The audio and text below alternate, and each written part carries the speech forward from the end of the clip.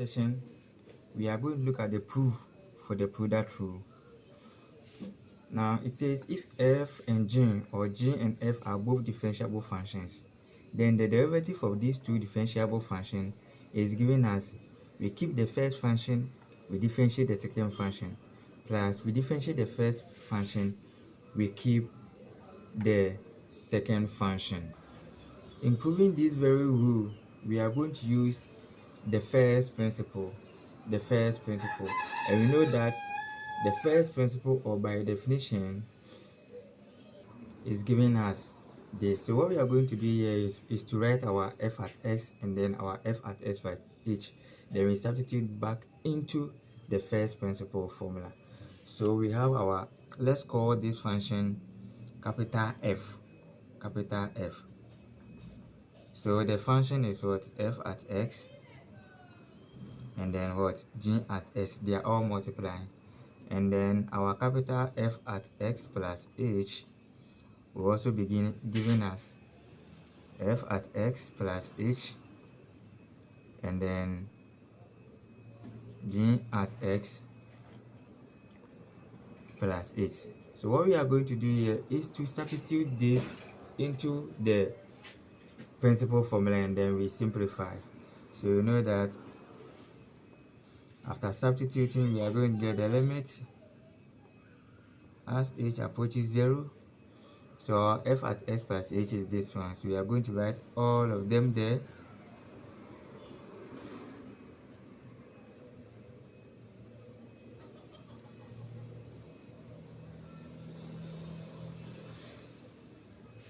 And then our f at x is given us also minus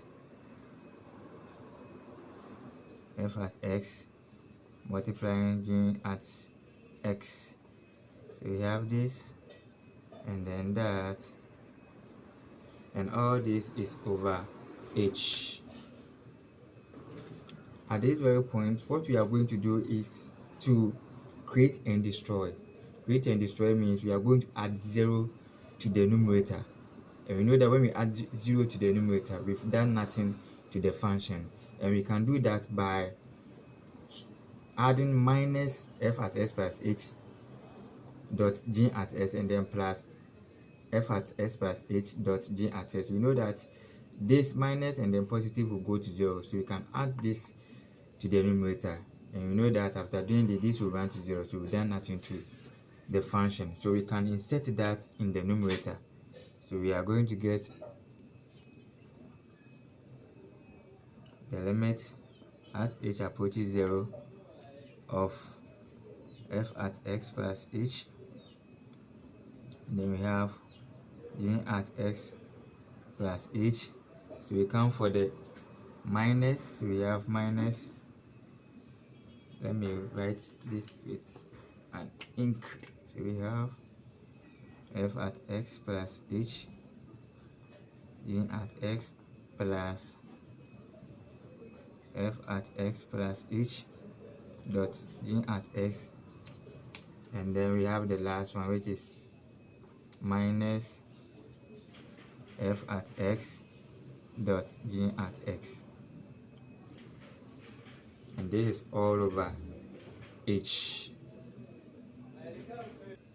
So what we are going to do at this very step is that we are going to break this limit into two pieces. So you can break it from this up to this side and then this up to this very side. So let's break it into two pieces. So we are going to get the limit as h approaches 0 of f at x plus h dot g at x plus h minus f at x plus h dot g at x. Then we have this very side too. All this, we are also having this f at x plus h, then we have g at x, then we have minus f at x dot g at x, and all this is over h. So at this very point, we can factorize one of the functions out. We have f at s plus h, f at s plus h. We can factorize it out. We have g at s, g at s. We can factorize it out. So we are going to get the limit as h approaches 0 of factorizing f at x plus h out. We are going to get g at x plus h minus what? G at x. Let's give the h to this very part. Then when we come to this very portion too, we can factorize g at x out. Then we have f at x plus h minus what? F at x. Let's give the h to this very part. Now, so what we are going to do here is to apply the properties of a limit. Okay, so we are just going to take the limit on each of the following function by applying the properties of the limit.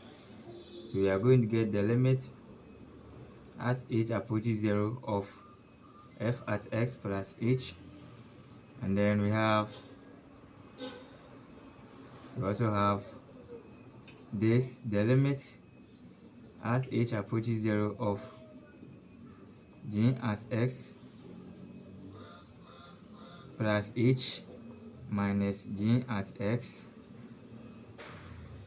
all over h, and then we have the limit as h approaches 0 of g at x, and then we have the last very part, the limit as h approaches 0 of f at x plus h minus f at x all over h. So let's take the limit of each of the following functions as h approaches 0. So we know that as the limit of this very function as h approaches 0, we are going to get f at x, because h approaches 0, this will go to 0, we'll be left with what? F at x. Now we can also see that with this very part, you can see that this is the first derivative from the first principle of the function g at x. You can see this, so we can write this as dot g prime at x. Now when we move to this very part 2, we are going to get the limit of g at x as h approaches 0. Since our argument is x and it's approaching 0, and then we are having g at x, we can consider g at x as a constant, and we know that the limit of a constant is also a constant. So we are going to get g at x. Now with this very part 2, we can also see that it is the first derivative from the first principle of the function f. So we can write this as dot f prime at x, and this is the proof of the product rule, which says that if two functions are multiplying, f and g, and we want to find the derivative, we keep the first function, we differentiate the second function, plus we keep the second function, we differentiate the first function. Thanks for watching.